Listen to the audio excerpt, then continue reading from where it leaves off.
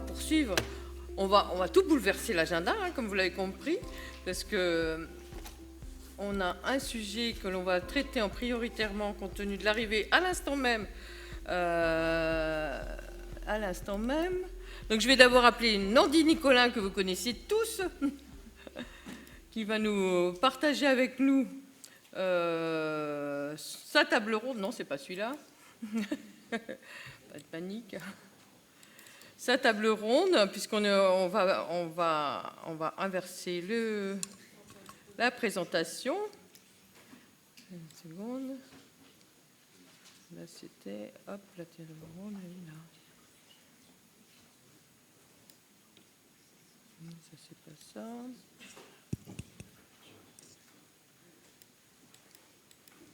Alors, voilà. Alors, est-ce que... non, je me suis trompée encore. Ça va venir. Non, c'est pas ça.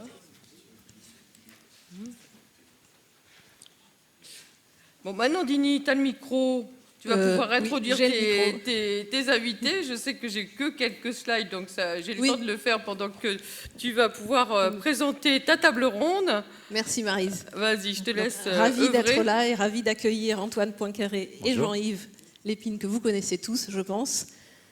On va procéder à une petite bio avant de rentrer dans le vif du sujet. Vous le savez, on a l'humain au cœur et à cœur aussi. Et on va évoquer les questions notamment de changement de culture et de comportement qu'impliquent les grands défis liés au changement climatique. Donc on va vous parler un peu aussi technique, mais le sujet c'est surtout comment est-ce qu'on peut agir, comment est-ce qu'on peut bouger avec esprit de service et qu'est-ce que ça veut dire justement pour l'esprit de service. On en a parlé un peu ce matin et on va continuer la discussion là-dessus. Merci encore à tous les deux d'avoir accepté de participer à cette table ronde. Alors, je commence par ta bio, Antoine. Alors, que j'ai étoffé par rapport à ce que tu m'as dit. Parce que je vais peut-être apprendre des choses sur moi-même, c'est rare. Ils ont cette caractéristique, tous les deux, c'est qu'ils sont assez humbles finalement. Donc, ça va être mon job de les valoriser. Donc, Antoine, actuellement, tu es directeur de la Climate School chez AXA Climate. Alors, c'est une offre de formation sur la transition durable à destination à la fois des entreprises, des collectivités et des particuliers. Mais tu as eu une autre vie avant, et une autre vie qui t'a même amené en Asie, si j'ai bien compris dans ta bio. J'ai vécu en Thaïlande quelques années. Oui. Et tu faisais de la production de contenu, de la production de vidéos. Chez Emmanuel Chin, pour ceux qui se souviennent d'Emmanuel Chin, qui présentait Capital il y a très longtemps. Eh bien, il n'est plus à l'antenne, mais il travaille encore. Et tu as aussi eu une expérience dans une start-up qui s'appelle Corp Academy, et tu étais responsable du développement grand compte, c'est ça? Exactement. On faisait de la formation en ligne sur la transformation digitale, donc un peu la transformation d'avant, en termes de gros chocs systémiques pour les boîtes. Donc tu as aussi cet esprit entrepreneurial. J'aime bien rejoindre les boîtes tôt, au début de leurs aventures. Oui. Comme AXA Climate School, justement. Oui, que j'ai eu la chance de lancer il y a 2 ans et demi maintenant. Un vrai entrepreneur dans l'âme. Alors, vous avez ce point commun, Jean-Yves, avec Antoine, c'est que toi aussi, tu es allé en Asie. Oui, absolument. Moi, j'ai fait ma copée au Japon et après, j'ai vécu 4 ans et demi en Chine, au moment où la Chine s'ouvrait. Et donc, c'était une époque absolument merveilleuse. Et à ce moment-là, je travaillais pour De Grémont qui vendait des stations de traitement d'eau, donc déjà une dimension très environnementale. Et on construisait des stations de traitement d'eau à la chaîne. C'était une très belle industrie et un beau moment. Et ça ne t'a pas quitté d'ailleurs, cette passion environnementale, si je puis dire, l'énergie aussi, la tienne propre, mais pas seulement. Aujourd'hui, tu es responsable innovation pour le pôle client, attends, ça faut que je le dise bien, pour le pôle client, services et territoires du groupe EDF. Et avant ça, tu as passé 15 ans chez Dalkia, qui est une filiale d'EDF de services à l'énergie en B2B. Et tu as notamment été directeur de l'innovation et de l'expérience client, il me semble, chez Dalkia, pendant 8 ans. Ouais, directeur de l'expérience client, effectivement, chez Dalkia, où on avait décidé de regarder comment on pouvait aider ce groupe qui transforme les énergies à transformer sa relation avec ses clients et les clients de ses clients, parce que c'était un point important aussi pour bien réaliser notre activité. Tu as travaillé aussi avant au sein du groupe Suez, où tu as passé 7 ans dans les services à l'énergie et 7 ans dans les services à l'eau. dont donc 4 ans en Chine. Exactement, ça c'était l'époque de Grémont où on vendait donc ces stations de traitement d'eau. Et puis c'était Helio qui est chez un concurrent. Enfin voilà. Mais donc maintenant, je suis resté dans le monde de l'énergie et maintenant effectivement mon employeur est donc EDF et je m'occupe d'innovation. Donc on en a terminé avec les bios. Vous avez tous les deux une bio assez impressionnante d'ailleurs, je dois dire, et qui est complètement alignée. On parlait d'alignement et de cohérence tout à l'heure, très alignée avec le sujet dont on parle. Ce que je vais vous demander là, ma première question, ce sera finalement dans vos entreprises respectives, quels sont les changements justement de culture, les changements de comportement auxquels vous avez fait face pour traiter ces questions de transition environnementale? Alors je veux bien commencer parce que nous, il y a quand même une rupture encore devant nous, mais qui s'est marquée fortement avec l'hiver qu'on vient de passer. C'est que finalement, avant, on vendait de l'énergie, donc on vend des électrons, et maintenant on vend de la sobriété. Donc ça n'a plus rien à voir, c'est qu'en fait, il faut vraiment un pivotement majeur, puisqu'historiquement, on essayait de connecter le plus de clients en leur vendant le plus possible d'électricité, et on se dit, mais ça ne peut plus fonctionner comme ça, donc il y a une espèce de prise de conscience. Alors tout un tas de raisons internes et externes qui font que cette prise de conscience est arrivée, mais globalement, pour caricaturer, mais à peine, le mot sobriété était presque vulgaire au sein du groupe EDF il y a 2 ans, et maintenant il devient l'alpha et l'oméga. Donc c'est un pivotement complet pour regarder de quelle façon on peut accompagner des clients à consommer moins de ce qu'on a l'habitude historiquement de leur vendre. Et en termes de changement de paradigme au sein d'une entreprise, c'est juste une révolution également. On parlait de révolution juste avant, et ça, c'est une vraie révolution. Ça rentre de l'argent. Je suis malheureusement pas client EDF, mais je suis ailleurs. On m'a envoyé de l'argent parce que j'avais dépensé moins d'argent que prévu au sein de l'hiver. Enfin, c'est quand même Alors, absolument. un retournement Et particulier. oui, absolument. C'est dans le métier de l'énergie, mais la téléphonie nous avait précédé sur le sujet. Un certain forfait Bouygues. Si j'achète un forfait avec beaucoup de gigaoctets, mais que je ne consomme pas la totalité de ce à quoi, entre guillemets, j'ai droit, on me retourne de l'argent. Donc là, en l'occurrence, on est sur des sujets sur lesquels on se rend compte finalement que dans un contexte très particulier pour l'électricité qui ne se stocke pas, et ça, il faut avoir ça en tête, cette dimension physique de l'électricité qui ne se stocke pas, fait qu'à certains moments, une consommation à l'instant T va coûter énormément. Il suffit de regarder le marché spot, regarder le prix de l'électricité spot. Il y a même des moments où l'électricité a des prix négatifs. Ça a fait la une de la presse il n'y a pas si longtemps dans les pays du Nord.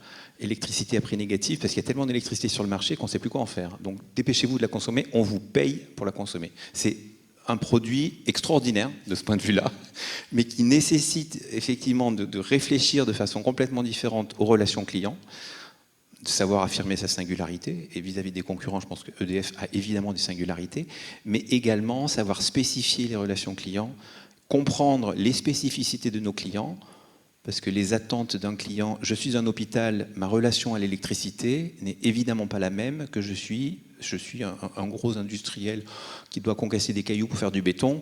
Il y en a un qui peut dire n'importe quand, bah, je m'arrête, je vais prendre un café, et l'autre il dit surtout n'arrêtez pas parce qu'on a besoin quand même d'électricité en permanence. Donc en fait, il faut aussi avoir cette permanence de l'attention au client et de comprendre qui il est pour savoir comment on va pouvoir lui proposer des solutions et non plus des produits. Merci Jean-Yves. Alors, pour toi, Antoine, finalement, il y a ce double regard qui est à la fois finalement cette offre de service dans laquelle AXA s'est lancé, et puis ce que tu observes chez vos clients. Oui, absolument.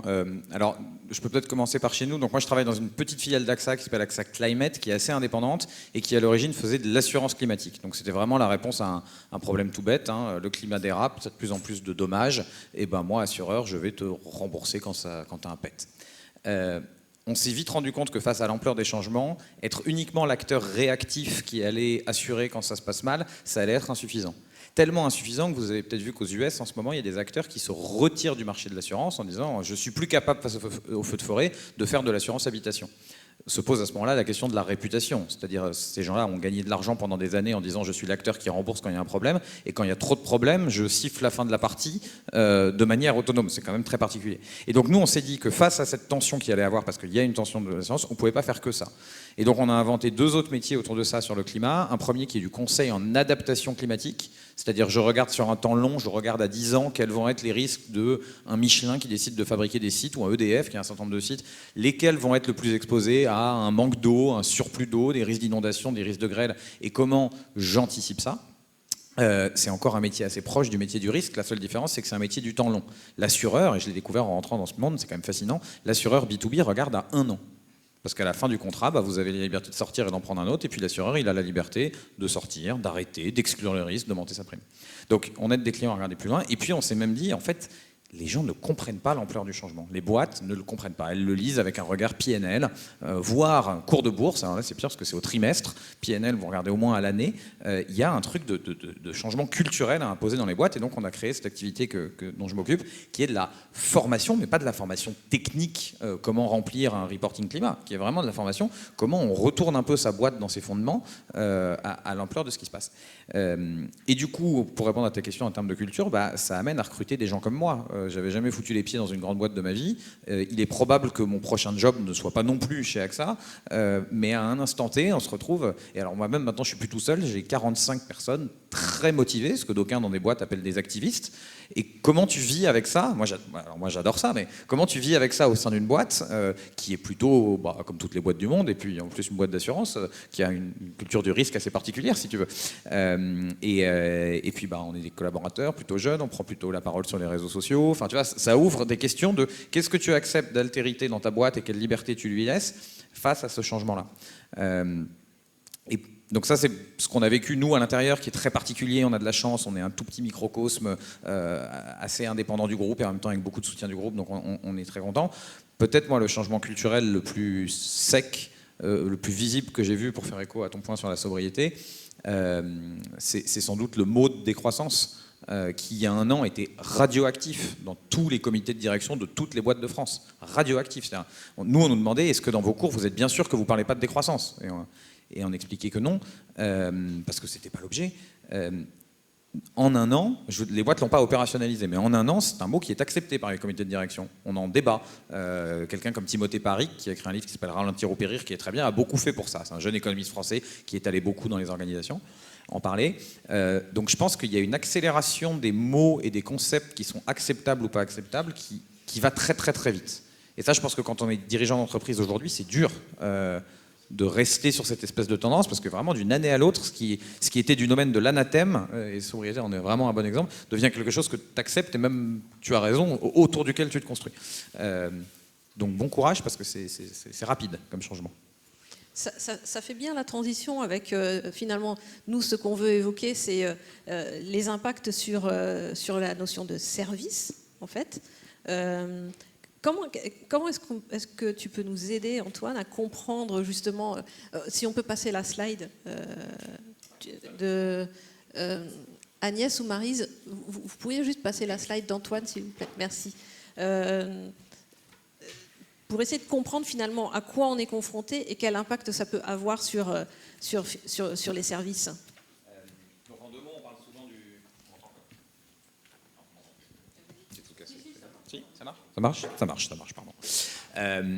On parle beaucoup de changement climatique parce que le mot est venu cristalliser, mais ce qui est en fait plutôt de l'ordre d'une crise environnementale. Donc ce que vous avez là, c'est ce que Kate Raworth s'appelle la donut économie, parce que ça fait comme un donut, vous voyez, le cercle vert, et il y a deux extrêmes. L'extrême haut, c'est le plafond des limites planétaires. Donc vous avez le climat qui est tout en haut, mais vous en avez 9 autres. On a plein d'autres problèmes. On est en train de détruire le vivant dans sa capacité à nous fournir un certain nombre de ressources. On est en train d'eutrophier les sols en mettant une quantité d'azote qui est dingue. Les Pays-Bas sont un pays qui sont en train de faire une transition au frein à main après avoir détruit leur sol et leurs cours d'eau, mais dans des proportions qu'on n'imagine pas. Je vous rappelle que c'est le 2e exportateur mondial en valeur de matières agricoles. Pas par tête, en valeur absolue. Les Pays-Bas. On a quand même un truc, non, qui se jouait dans ce... Donc il y a des pays qui ont vraiment dérapé.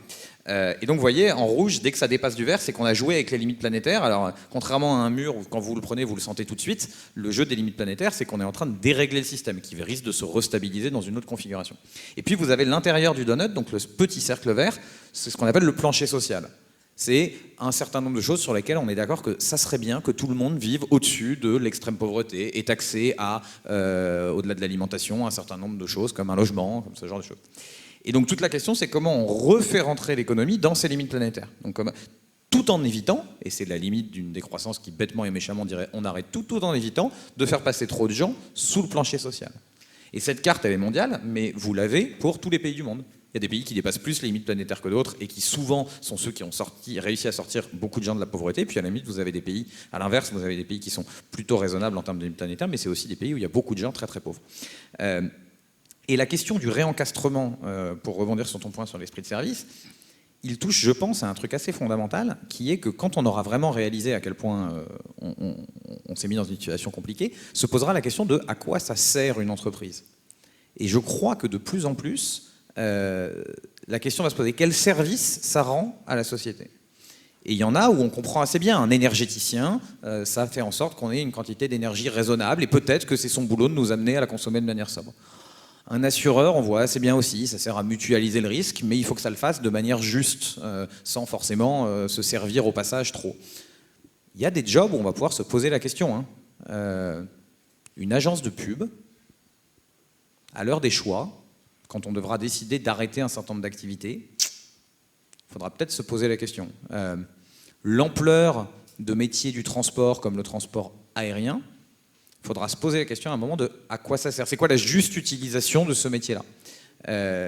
Et donc c'est pour ça que c'est un sujet fascinant et qui fait qu'on est en train de casser les frontières à l'intérieur des boîtes entre la vie pro et la vie quasi politique. C'est un sujet qui devient démocratique, en tout cas qui touche à la vie de la cité. Et donc je trouve que ça interroge, et c'est ce qu'a essayé de faire tout le mouvement autour de la raison d'être des entreprises, même si on peut penser que beaucoup l'ont utilisé plutôt comme un instrument qu'on pourrait qualifier de marketing. À quoi elle sert ma boîte ? Qu'est-ce qu'elle fait ? Est-ce qu'elle sert à régénérer le vivant ? Est-ce qu'elle sert à ce que les gens soient plus heureux ? Et si oui, dans quelle proportion ? On arrive à un truc existentiel pour les entreprises, comme je pense rarement on y a été. Ce qui fait une très bonne transition entre le côté existentiel et l'art, puisque toi, Jean-Yves, tu as une représentation assez artistique aussi finalement, en tout cas pour illustrer ton propos sur les défis qui s'offrent à nous et ce qui est en train de se passer et l'impact sur les services, justement. On va pouvoir passer éventuellement à la diapo suivante si... Non, super, mais Antoine... Oh là là, je voulais pas... Personne ne se Elle a bondi.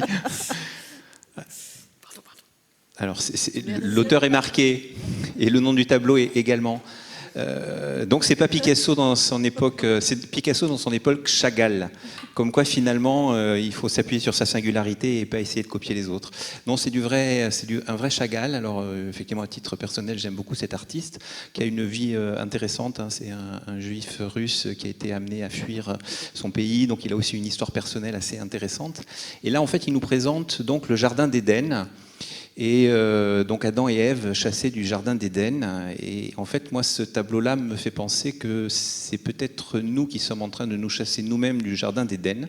Parce que je pense que notre planète, comme c'était illustré par ce fameux donut, elle nous inscrit dans quelque chose qui nous permet de vivre. Et là, on dépasse tellement de limites que la survie même de l'humanité, parce que quand on dit sauver la planète, finalement, elle vivra très bien sans les humains.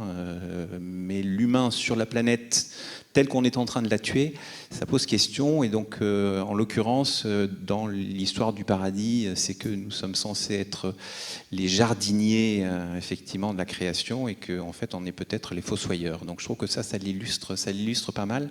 Et ça illustre aussi avec un autre point de vue. Donc, dans le jardin d'Éden, il y a l'arbre de vie, et on peut manger tous les fruits de l'arbre de vie. Il n'y a pas de sujet. La vie nous est donnée.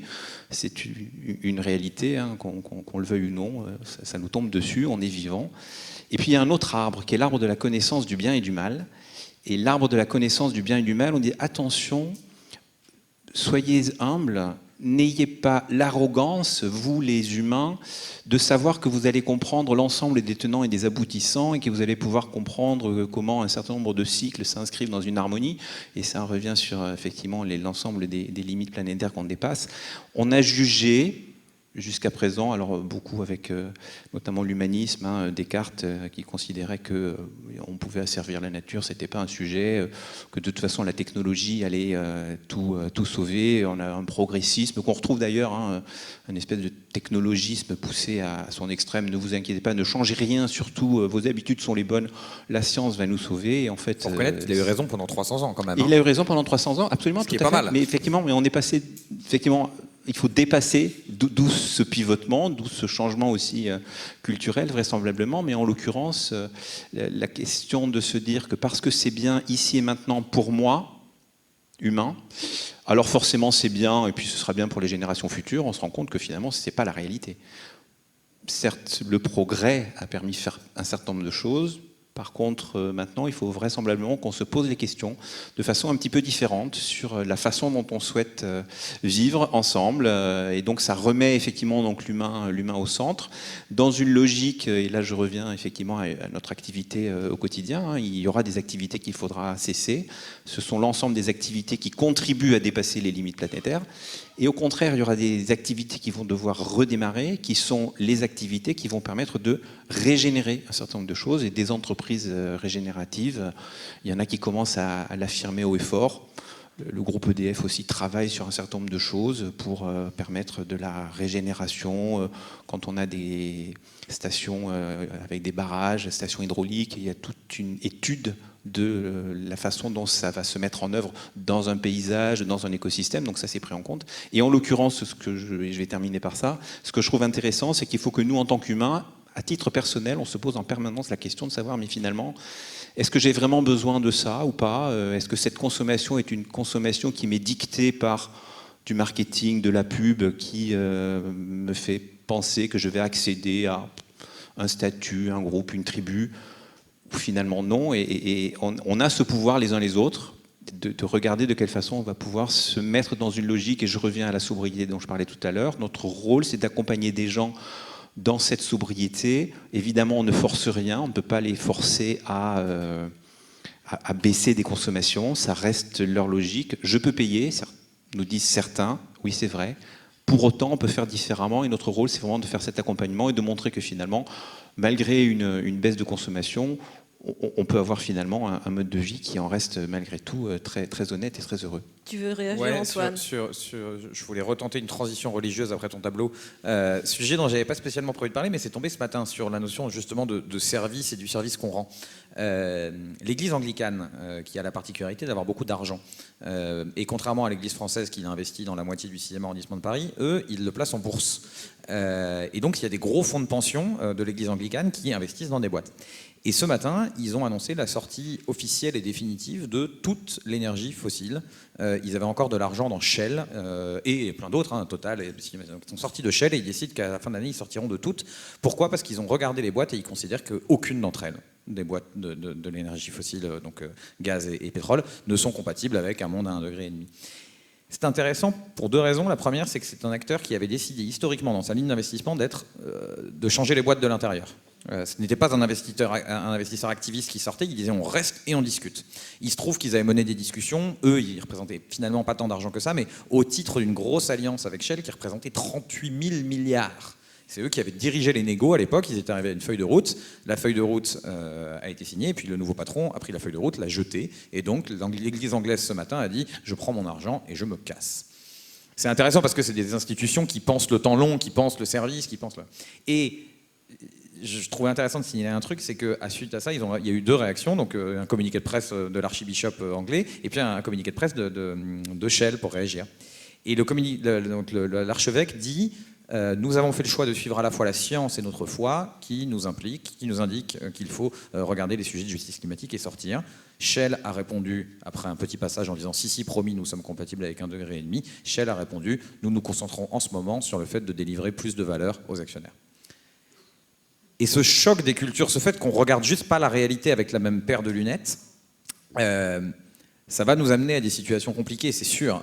Et je trouve que ça joue sur à quoi ça sert une boîte, quoi. Il y a ce dessin un peu connu où c'est un père qui regarde son fils dans un monde post-apocalyptique et qui lui dit, tu sais, pendant un bref moment de l'histoire, nous avons délivré beaucoup de valeur aux actionnaires. Et c'est quand même intéressant, quoi. Il y a quelque chose qui se joue. Et je trouve ça marrant que ça naisse de l'Église. Voilà. Quand on avait préparé, alors vous allez voir, ils sont intarissables tous les deux, très engagés, et beaucoup de conviction sur ces sujets-là, mais on avait parlé de cette question qui était finalement toutes les injonctions contradictoires qu'il peut y avoir, et aussi la difficulté finalement pour les entreprises, parfois, à prendre telle ou telle position. ce qui rejoint d'ailleurs une des raisons d'être de AXA Climate School, qui est déjà, le premier pas, c'est déjà d'essayer de comprendre en fait à quoi on est confronté, de comprendre qu'est-ce que ça implique et de comprendre jusqu'où doit aller l'alignement. Finalement, tu as partagé avec nous des exemples de clients que vous accompagnez et qui sont confrontés à ça. Est-ce que tu peux partager avec nous aujourd'hui ? Rebondissons là-dessus, je ne sais plus bien ce que j'avais partagé avec toi, donc j'ai partagé des choses et j'espère que ce sera les mêmes. On est au tout début, hein. En fait il n'y a pas de boîte exemplaire, il n'y a pas de boîte qui est vraiment rentrée dans l'ampleur des renoncements dont on parle, mais pour la raison que tu mentionnes, qui est que c'est extrêmement dur, il reste drivé par des engagements de cours de bourse qui sont très très quotidiens. Moi j'ai été frappé par ce qu'a fait Accor. Donc Accor, la nouvelle patronne du développement durable, c'est Brune Poirson, c'est donc l'ancienne ministre de l'environnement, enfin secrétaire d'État à l'environnement. Quand elle est arrivée, et on l'a fait ensemble, elle a imposé que l'ensemble de ses cadres, donc le top 5000, se forment pendant 6 heures sur les sujets, même pas d'écologie réellement, mais de sciences environnementales. Donc il se trouve que nous, c'est des cours qu'on fait, comprendre le changement climatique, comprendre la biodiversité, comprendre les ressources naturelles, comment tout ça joue un rôle. Je ne sais pas combien d'entre vous font de la formation en entreprise, mais 5 heures de formation en 6 mois, quand vous êtes dans les top 5000 d'une boîte du CAC avec un peu de boulot, c'est significatif comme effort. Et le faire sur un sujet qui est considéré habituellement comme non-business, c'est vraiment la science du truc, j'ai trouvé que c'était un parti pris intéressant qui était de dire à la fin, surtout que dans le genre mon business model est attaqué par la sobriété, si vous voulez, l'hôtellerie, ça se place là, quoi. Donc ils sont sur un truc qui est un petit peu existentiel, post-Covid en plus, hein. Donc c'est une boîte qui a souffert du Covid et qui, au moment où ils sortent la tête du Covid, on leur dit alors vous allez rire, mais finalement le tourisme, il va peut-être falloir qu'on y réfléchisse 2 minutes. Donc j'ai trouvé ça marrant que dans la tempête, elles se lèvent et elles disent on va apprendre la science. Il y avait un truc, un côté, on repart de la connaissance, on remet de la science dans les boîtes qui sont historiquement plutôt départies quand même, que je trouvais intéressant. Voilà, et après sinon je vous invite à écouter quelqu'un qui s'appelle Sophie Robert-Velu, qui est géniale, qui participe à la Convention des entreprises pour le climat, qui est notamment un groupe qui réfléchit beaucoup sur l'entreprise régénérative, et elle travaille chez Mustela. Mustela, c'est une boîte familiale, et donc pour le coup ce que je vous racontais sur la contrainte du court terme et des actionnaires est un peu plus light, et elle raconte très très bien comment ils ont renoncé aux lingettes pour bébé, qui est un truc qui est universellement pourri en fait. Ça pollue, c'est tout ce que vous voulez. Ils ont cherché une alternative, ils ont fait une énorme étude, ils ont parlé à leurs clientes en disant qu'est-ce qu'on pourrait faire d'autre, quoi. Ils ont envisagé plein de trucs très concrets, rien n'était très satisfaisant, et donc ils ont dit, eh ben vous savez quoi, au moins nous, on arrête. Et ça règle la moitié du problème, parce qu'il y a des gens qui continuent à en faire, mais j'aime bien ce moment où il y a des gens qui sifflent les fins de partie, et finalement, l'Église d'Angleterre, il y a un moment, on se lève et on se casse, comme disait une actrice qui n'était pas contente de la dénomination. Et je trouve que ce geste devient un geste signifiant, et je pense que de plus en plus, on va voir soit des boîtes les faire, soit des gens le faire dans des boîtes. Ça te fait réagir, Jean-Yves ? Oui, parce qu'effectivement, quand j'étais de Grémont, quand on voyait arriver des palanquets de lingettes dans les stations de traitement résiduaire, on disait c'est une véritable horreur. Et ça me faisait sourire parce que donc, il se trouve que j'ai la chance d'être grand-père depuis pas longtemps, et ma fille nous a demandé de coudre des petits essuie-tout qui vont bien, de façon à ce qu'on n'ait pas besoin de les jeter, on va pouvoir les réutiliser. Et je dis mais c'est effectivement merveilleux, même si de fait, quand j'ai élevé mes enfants, je l'ai fait avec des lingettes. À l'époque, on ne se posait pas ces questions-là. Mais maintenant, on sait. Donc, quand on ne sait pas ne pas faire, c'est pas gênant. Quand on sait ne pas faire, c'est sacrément gênant, voire criminel. Et aujourd'hui, on ne peut pas dire qu'on ne sait pas. Il y a énormément de choses qui se passent. Les entreprises peuvent aussi inciter leurs salariés. Mais on est tous finalement à la fois citoyens, personnes dans sa vie quotidienne, mais également aussi travailleurs. Moi aussi, j'ai la chance de faire partie d'un groupe, le groupe EDF, qui a décidé que 100% des salariés allaient faire l'atelier fresque du climat. Donc c'est un point intéressant aussi qui matérialise un certain nombre de choses pour qu'on puisse tous au moins toucher du doigt, étant quand même dans une entreprise dont on sait qu'il est important de travailler au sujet de l'énergie au sens très large du terme, et ensuite de regarder de quelle façon cette énergie est décarbonée, et ça fait partie de la raison d'être du groupe EDF, et ça je trouve ça remarquable de se dire faisons en sorte de décarboner, et on accompagne nos clients dans cette logique-là, en proposant un certain nombre de solutions qui vont permettre là aussi de s'inscrire dans une dynamique, mais avec le temps du client. On a des solutions, on sait que dans certains cas ça nécessite de l'investissement, ça a été évoqué autour de la table ronde précédente. Le monde agricole, c'est aujourd'hui très compliqué, donc qu'est-ce qu'on peut faire? Les solutions techniques existent pour décarboner. Je parlais des clients, on les incite à la sobriété, mais on ne met pas non plus ça a été évoqué, tarification punitive. ah ben non, si tu as consommé plus de temps, alors c'est que tu consommes trop. Trop par rapport à quoi? Alors ça te coûte plus cher par unité? Oui, non, je sais pas. Qui est-on pour juger? C'est compliqué aussi de dire à quel moment Sur l'eau, par exemple, on va se la poser la question. Hein. L'eau, qui est une sûr. tarification unique, il y a de plus en plus, Bien notamment sûr. d'économistes de l'eau, qui posent pour dire il y a l'eau ressource et puis il y a l'eau matière première. Mm. Et sûr. c'est pas complètement con de dire que l'eau que j'utilise pour me laver, pour me nourrir, est peut-être pas la même tout à fait que l'eau pour la qu'un piscine. industriel va utiliser pour fabriquer un certain nombre de micropuces, quoi. Ouais. Et peut-être que demain, tu auras Bien effectivement, sûr. Ouais, au-delà c'est du clair. volume pur, hein, la question. Et on revient sur à quoi ça sert. Bien sûr, À quoi elle absolument. sert mon élec, et peut-être que je peux la payer différemment en fonction d'à quoi elle me sert.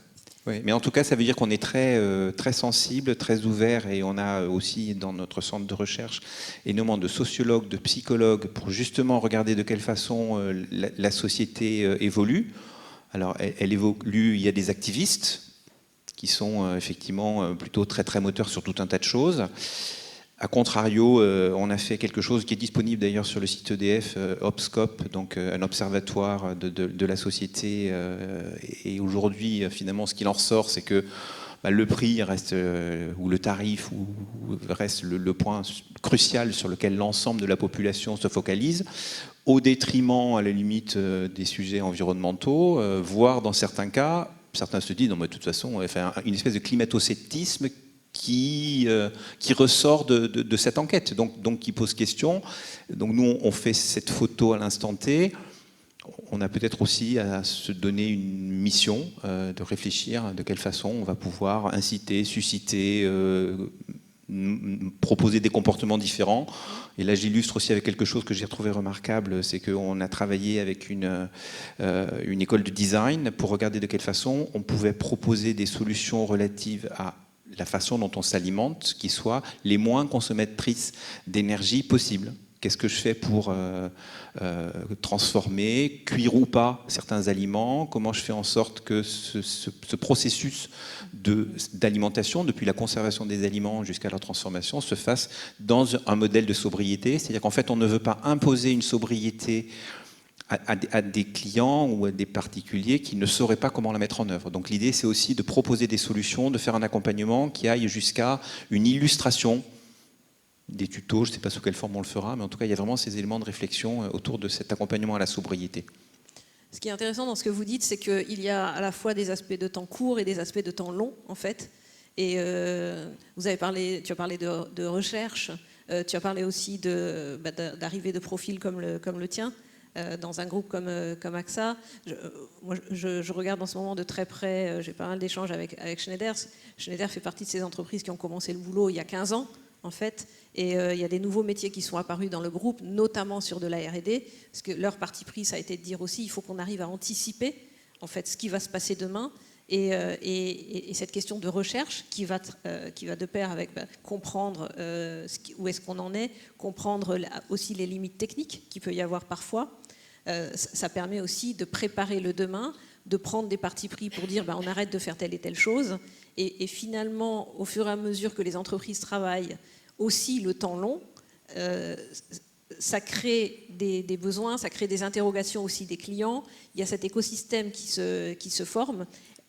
Est-ce que vous pensez que pour finalement toujours garder ce focus sur les considérations de long terme, malgré les contraintes de court terme, qui peuvent être les prix, qui peuvent être les considérations géopolitiques et autres, est-ce que vous pensez que pour pouvoir maintenir, ou en tout cas avoir toujours le même niveau d'exigence en termes d'excellence de service, il faut pouvoir trouver les moyens d'adresser le temps long? C'est sûr qu'il faut, et c'est sûr qu'on ne sait pas faire.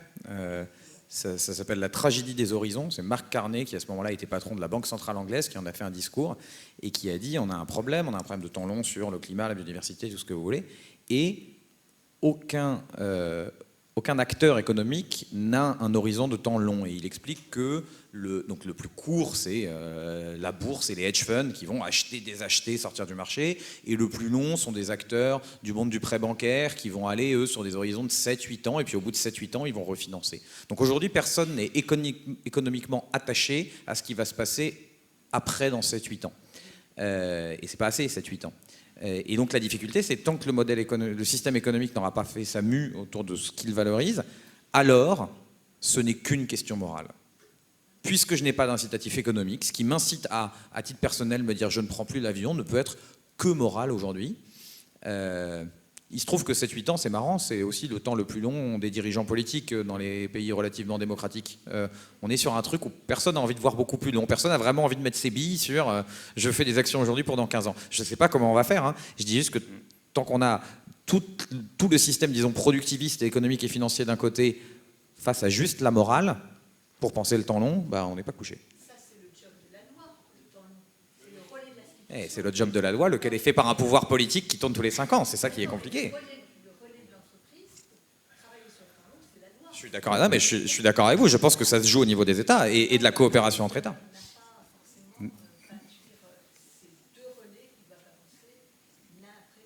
Alors que je peux illustrer dans le monde de l'énergie, parce qu'on est quand même plutôt sur des temps longs, hein, ça c'est vrai.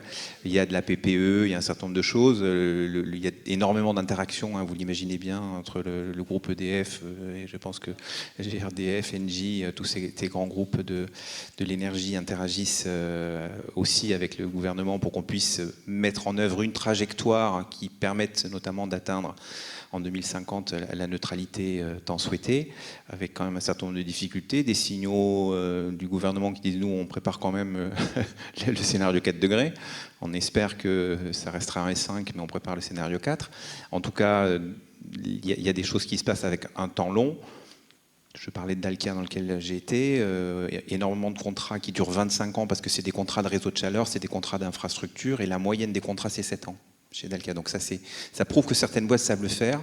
Je pense qu'il faut réinventer ça. J'abonde complètement dans ce sens. Il faut se redonner la perspective du temps long, arrêter d'être dans l'instant, le vite, vite, vite. Je décide que c'est bon pour moi ici et maintenant, alors c'est bon en soi.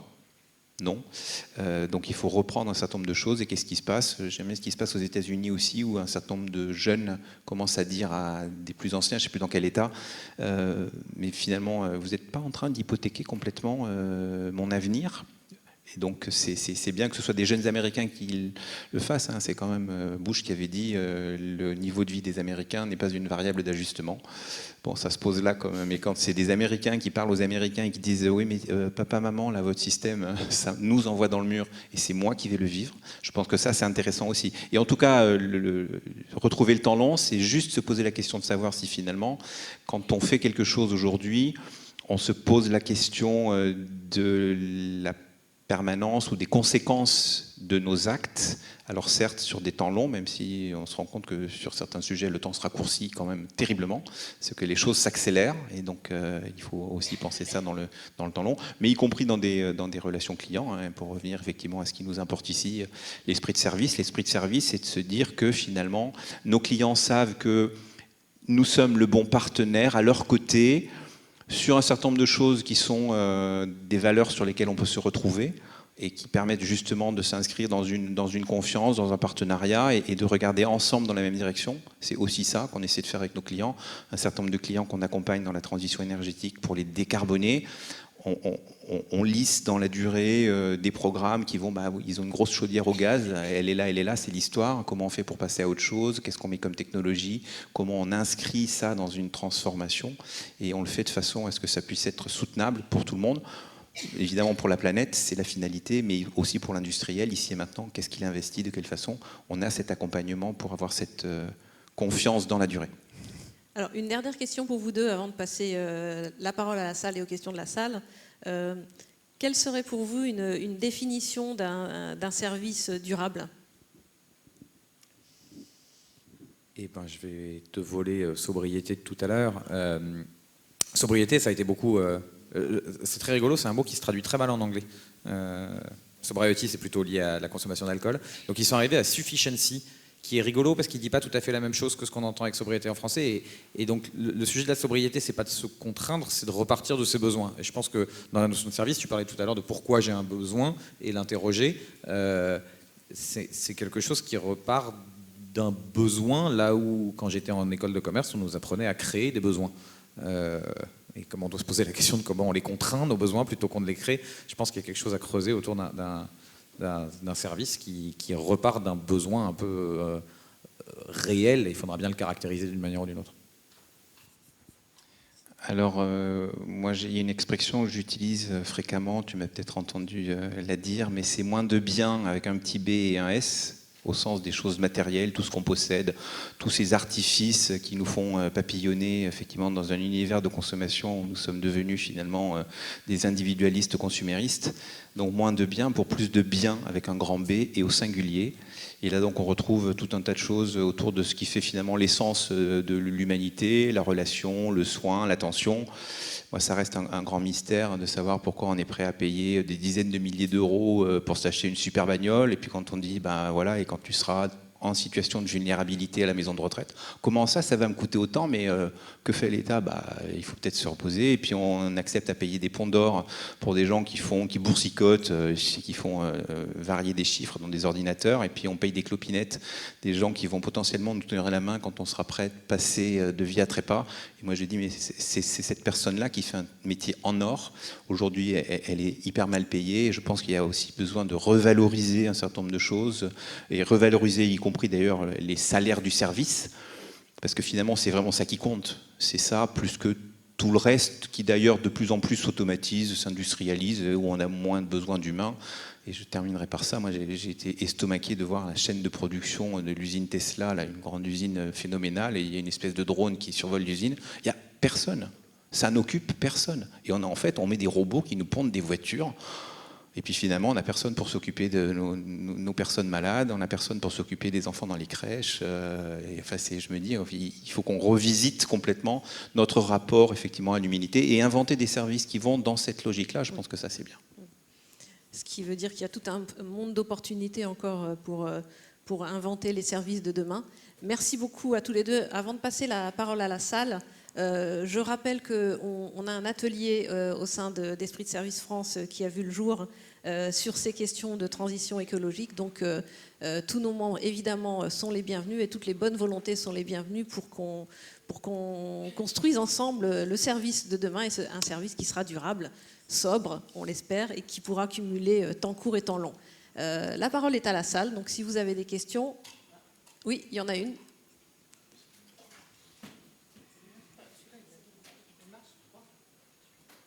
On espère qu'il y aura des gens pas d'accord. Non, mais c'est vrai, parce que c'est un peu le drame quand on est d'accord sur scène. On s'auto-entretient dans une...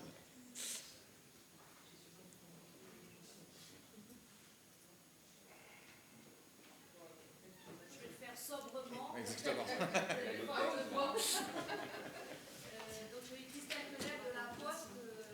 La Poste, on est très préoccupé par les questions de RSE ou engagement sociétal, en particulier sur la formation. On forme 50 000 personnes à peu près. On retombe sur vos 5 ans, vos 5 heures d'accord, dans l'exemple que vous donniez.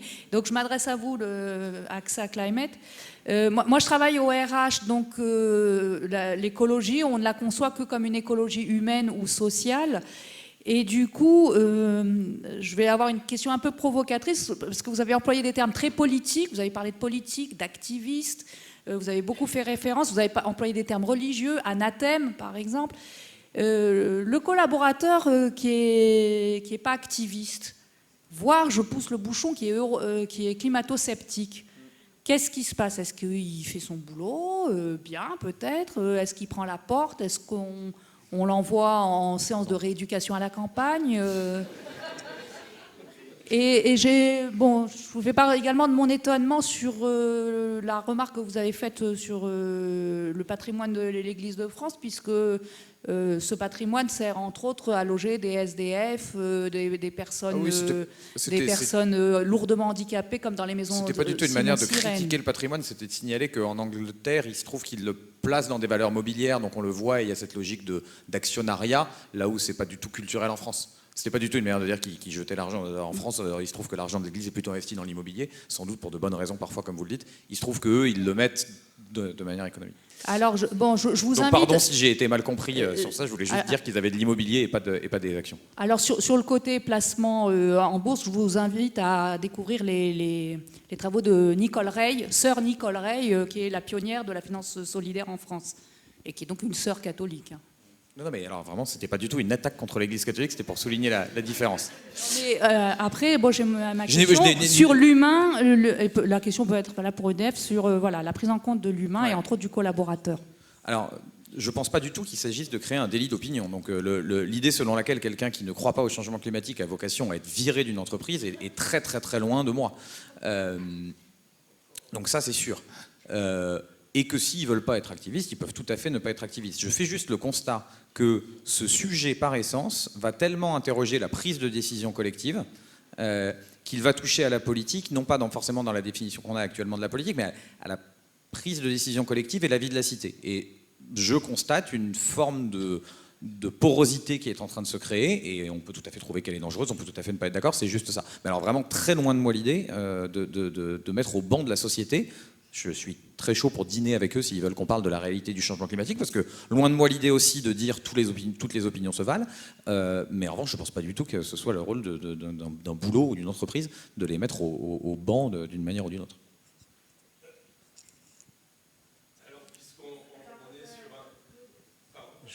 J'ai juste une petite question. Vous dites que face au pouvoir économique, il n'y a que la morale qui s'oppose aujourd'hui. Enfin, le choix est là.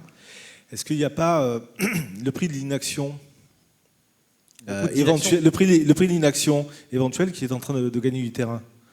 Est-ce que ça, c'est pas un truc positif qui pourrait faire accélérer certaines prises de conscience, certaines choses? J'ai pas compris le mot avant, pardon. L'inaction ? Le prix de l'inaction. Ah, le prix de l'inaction, si, bien sûr. Il est évidemment frappant de constater. Hier, je regardais un film qui s'appelle Une fois que tu sais, qui suit notamment un scientifique du Bangladesh aux accords de Paris, donc il y a déjà 5 ans. Et une journaliste anglaise lui dit vous êtes venu là pour protéger les pays pauvres. Il dit non, mais nous, c'est fait déjà les effets du changement climatique. Et il dit à la journaliste anglaise, il dit moi, je suis là pour vous et pour vos enfants. Si on met le pied sur le frein maintenant, on pourra peut-être sauver, grosso modo, aujourd'hui les pays du Nord. Donc, il est frappant de constater que l'excitation, notamment autour des plans d'adaptation et des plans de réduction, se fait avec une certaine synchronicité avec le moment où nous vivons dans notre chair, des étés plus chauds, des villes en France qui n'ont pas accès à l'eau potable. Donc oui, je pense que vous avez raison. On est en train de quantifier ce prix de l'inaction. Le problème, c'est que si on met tout cet argent dans le fait de réagir au changement climatique, on ne le mettra pas dans autre chose. Et donc c'est là qu'on est un peu obligé de réinventer la question de la valeur économique. Hein. C'est que ça va être de l'argent que vous allez investir pour qu'il n'y ait pas trop de problèmes, ce qui rapporte moins d'argent que de l'argent qu'on met dans une usine Tesla pour qu'on achète. Donc, oui, mais qui est incentivé à ça ? Et c'est ça le problème. Aujourd'hui, il y a de l'argent dans l'adaptation, dans l'atténuation, c'est-à-dire le fait de réduire nos émissions de gaz à effet de serre, parce qu'il y a un modèle économique autour de faire de l'éolien, du solaire. Il manque une quantité d'argent phénoménale dans l'adaptation au changement climatique. C'est ridicule. Dans 100 $ qu'on met pour investir dans l'adaptation, enfin dans le climat de manière générale, il y en a 7 qui finissent dans le fait de nous préparer au fait que 4 degrés en France, ce n'est pas du tout absurde. Hein. N'oubliez pas qu'1,5 degré, c'est une température mondiale. 1,5 degré en France, on serait déjà autour de 2, 3. 1,5 degré, dans le monde, on serait autour de 2, 3 en France. Donc il est assez probable que nous vivions un monde à au moins 3 en France. Donc il faut le mettre, cet argent, mais il vient très très très très tard. Moi, j'ai juste un tout petit commentaire qui va peut-être éclairer la réponse. Il se trouve que l'IFRS s'est saisi du sujet et a considéré qu'il fallait mettre en place donc, des indicateurs comptables de l'environnement. Et ils ont juste confié ça à Emmanuel Faber, donc ex-patron emblématique de Danone, qui a pris le sujet à bras-le-corps et qui considère qu'effectivement, donc, il y a besoin de capitaux, ça on le sait, et que l'IFRS mesure un certain nombre de capitaux, mais qu'au-delà des capitaux financiers, il y a du capital social, du capital naturel, du capital humain. Et donc, ils sont en train de travailler sur des indicateurs de capitaux social, humain, naturel, pour pouvoir les mesurer avec des normes comptables environnementales qui permettront de dire à une boîte, toi tu détruis du capital. Et notamment dans le monde de l'agriculture, quand on sait que 70% des terres agricoles aux États-Unis sont mortes, elles ont été complètement dénaturées, on dira peut-être que vous avez gagné beaucoup d'argent avec des dollars sur la vision capitalistique à l'ancienne. Par contre, en termes de capital, vous n'êtes pas au rendez-vous, vous avez détruit du capital, et donc quelque part, vous ne valez rien. Et donc je pense que ça, c'est quelque chose qui va faire bouger les choses, parce que ça va s'inscrire finalement dans une dynamique qui va aller au-delà des indicateurs RSE que les boîtes publient, voilà, en se disant j'ai ci, j'ai ça, pour quelque part historiquement se donner bonne conscience. Mais là, quand ça va être vraiment inscrit dans la valeur de l'entreprise dans le dur, je pense que là, pour le coup, ça va changer les Pour choses. peut-être modérer un tout petit peu cet optimisme, même en dollars, on a un problème. Il y a un bouquin de Jean-David Zeytoun, qui est médecin, qui est sorti, qui s'appelle Le suicide de l'espèce, et qui montre comment, grosso modo, on mange des choses pas bien pour nous, qui montre assez bien qu'un certain nombre d'aliments super transformés et assez gras qu'on a laissés tourner ont une contribution nette en dollars négative. C'est-à-dire qu'on fait tourner cette économie, elle rapporte de l'argent à ces boîtes-là qui font de l'emploi et c'est très bien, et puis ensuite la société prend à sa charge, alors beaucoup chez nous, un peu moins dans d'autres pays, les soins de ces gens-là qui en souffrent. Et donc on est vraiment dans un monde où vous pourriez prendre des boîtes comme Lay's ou des boîtes de pizza surgelées, vous pourriez décider de les démanteler, leur donner l'intégralité de l'argent qu'elles ont aujourd'hui, il nous en resterait. Donc, et il n'y a pas besoin pour ça de donner une valeur à la vie humaine, grosso modo, c'est-à-dire même juste en comptant en euros. Et pourtant, on les laisse vivre, ces boîtes. C'est quand même fascinant. Donc il y a ce truc de on aura mesuré et à la fin, il y aura quand même des histoires de ici. C'est pour ça qu'il faut éduquer, puis que chacun, en son âme et conscience, choisisse de façon éclairée, décide de façon éclairée de ce qu'il fait ou pas, y compris par rapport à sa santé. Ouais, une dernière question. Puisqu'on parle de morale et d'âme et conscience par rapport à l'expérience que tu as, Antoine, à l'heure où le gouvernement français interdit les soulèvements de la terre, est-ce que tu vois une valeur, un mythe universel qui serait capable d'accélérer la prise de conscience morale à l'échelle des individus et des organisations? C'est une vraie question, c'est une question qui nous traverse beaucoup sur les engagements. C'est tout un peu la question des nouveaux récits. Il y a plein de gens qui y réfléchissent. Moi, je constate à quel point, pourtant connaissant le sujet, typiquement ce film hier que j'ai vu qui s'appelle Puisque tu sais, moi, ça m'a plutôt plu. J'étais entouré de gens de mon équipe, donc ils connaissent très bien le sujet, si tu veux.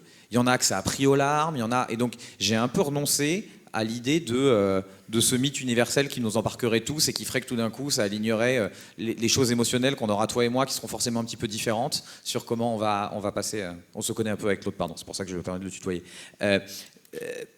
Donc je ne suis pas sûr. En revanche, je crois que ce qui est en train de se jouer, qui est que l'art, de manière générale, pour revenir sur ton choix, mais donc tout, les séries, les films, les BD, la musique, est en train de s'emparer de quelque chose. Un film comme Don't Look Up sur Netflix, la BD comme Un monde sans fin de Jean-Marc Jancovici. Et j'aime bien ça parce que plutôt sans violence, pour le coup, ça crée un certain nombre de codes communs et ça bougera peut-être pas l'humanité dans son ensemble, mais ça bougera des communautés de gens.